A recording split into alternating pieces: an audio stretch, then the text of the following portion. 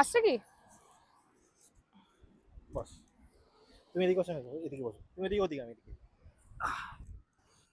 বন্ধুরা, আমরা জানি না আহ, আমরা কি করছি।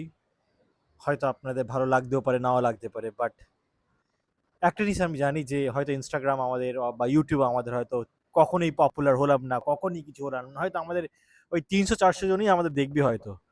বাট আমি মনে করি এইটা আমাদের মেমোরিজ, যেগুলো আমরা রেখে দেবো। তুমি কি বলো? এটা আমাদের মেমোরিজ, যেগুলো আমরা রেখে দেবো সারা জীবনের জন্য। মেবি যখন আমাদের বয়স হয়ে যাবে, যখন আমার ঠাকুমারা আমার গল্পগুলো বলেন, আমার আমার দিদা বলে, জানিস আমি ওই একটা টুং নাম, বা আমি এটা ওই একটা বড় রেস্টুরেন্টে গিয়ে খেতে গেছিলাম ছোটবেলায়, যখন তোর দাদুর সাথে বিয়ে হয়েছিল তখন আমি খেতে গেছিলাম। I just want to tell the same story to my grandkids.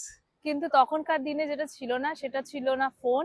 কিন্তু এখনকার দিনে আমাদের যে ডিজিটাল মিডিয়া আমাদের রয়েছে, মিডিয়াম রয়েছে, সেটাকে আমরা ইউজ করছি যাতে আমরা আমাদের পরের জেনারেশনকে এটা পাস অন করতে পারি। আর বলতে পারি life is all about enjoying and unfolding mysteries.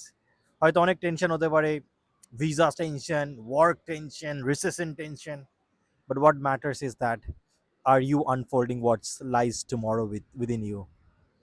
Are you unfolding what lies tomorrow for you? এইটা নেবে সেকেন্ড পার্টটা। ওকে